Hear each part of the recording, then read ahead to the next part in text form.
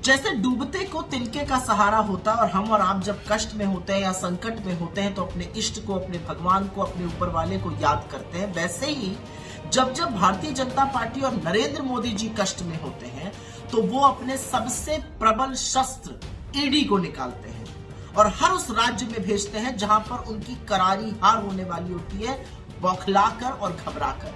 ये काम पहले राजस्थान में हुआ और अब यही काम छत्तीसगढ़ में हो रहा है। लेकिन मोदी जी इतिहास से सीखते नहीं है, क्योंकि इतिहास गवाह है कि इन्होंने यही घिनौने कार्य पहले हिमाचल में और कर्नाटक में किए थे और जनता ने मुंह तोड़ जवाब दिया था। तो क्योंकि महादेव ऐप का एक झुनझुना बजाया जा रहा है, पहले उसके कुछ तथ्य सामने रख देते हैं। महादेव ऐप है, उसके दो प्रमोटर हैं, रवि उप्पल और सौरभ चंद्राकर। दुर्भाग्यवश वो छत्तीसगढ़ के रहने वाले हैं, लेकिन वो रहते दुबई में और ऐप वहां से चला रहे हैं। इस ऐप के अगेंस्ट पहली एफआईआर मार्च 2023 में छत्तीसगढ़ की पुलिस ने करी थी। उसके बाद छत्तीसगढ़ की पुलिस ने मध्य प्रदेश, उड़ीसा, दिल्ली में तमाम रेडें करी। करीब 70 से ज्यादा केस रजिस्टर हुए, 450 लोग गिरफ्तार हुए, 191 लैपटॉप, 860 से ज्यादा मोबाइल फोन, 41 लाख कैश में, 1.5 करोड़ के एसेट, बैंक अकाउंट्स में टोटल मिलाकर पैसा 16 करोड़ सीज किया गया। लेकिन क्योंकि छत्तीसगढ़ पुलिस का दायरा सीमित था तो छत्तीसगढ़ की पुलिस ने, छत्तीसगढ़ के शासन ने केंद्र सरकार से कहा कि रवि उप्पल और सौरभ चंद्राकर दुबई में रहते हैं, इनकी गिरफ्तारी की जाए और ऐप को बैन किया जाए। और अब कान खोल के सुनिएगा विडंबना, न रवि उप्पल और न सौरभ चंद्राकर की गिरफ्तारी होती है और न इस ऐप को बैन किया गया है।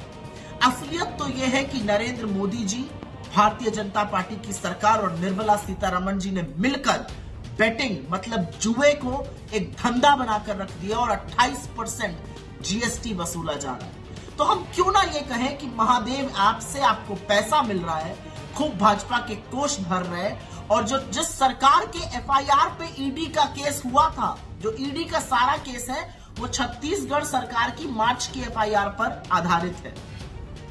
जिस सरकार ने केस किया, जिसने तफ्तीश करी, उसके खिलाफ ईडी को आपने खुला छोड़ दिया है और ईडी सिर्फ और सिर्फ प्रतिशोध की गंदी राजनीति आपके इशारों पर कठपुतली की तरह कर रही है।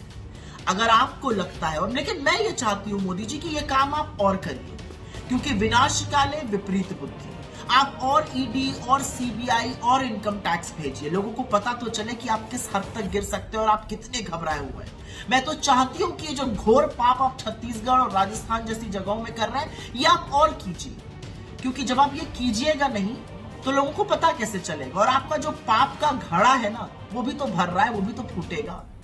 खैर, मुख्यमंत्री भूपेश बघेल के खिलाफ दुष्प्रचार करके, उनके आसपास के लोगों के पे रेड करके, फर्जी केस बनाकर, जबकि एक भी पुख्ता सबूत आपको अभी तक नहीं मिल पाया है, ये ईडी ने खुद स्वीकारा है। और अब एक व्यक्ति को खड़ा कर दीजिए और कुछ भी कहलवा दीजिए उससे मुख्यमंत्री के खिलाफ और फिर नीचे लिख दीजिए कि नहीं, इसकी अभी जांच होनी बाकी है। सोचिए अगर 10 लोग खड़े होकर ऐसे ही आपके खिलाफ बोलने लगे और उसकी जांच बाकी है लिख दिया जाए। लोग तो नहीं बोल रहे, लेकिन पुख्ता सबूत आ रहे हैं कि आप अपने तोते को बचा कैसे रहे और आंख कैसे मूंद लेते हैं अडानी के नाम पर। खैर, छत्तीसगढ़ में कांग्रेस की सरकार ने, कांग्रेस के नेताओं ने, मुख्यमंत्री भूपेश बघेल ने जी तोड़ मेहनत करी और लगन से इस प्रदेश की उन्नति के लिए, लोगों के लिए काम किया है। तो आप और हथकंडे अपनाइए, आप और अवरोध पैदा करिए उनके लिए, आप उनको और दुष्प्रचारित करिए, क्योंकि जनता उसी शिद्दत से उनको अपना आशीर्वाद जरूर देगी। मेरा अपना मानना है कि जो आपकी फर्जी गारंटी आपने कल छत्तीसगढ़ में लॉन्च करी है, वो भी इस घबराहट का हिस्सा है।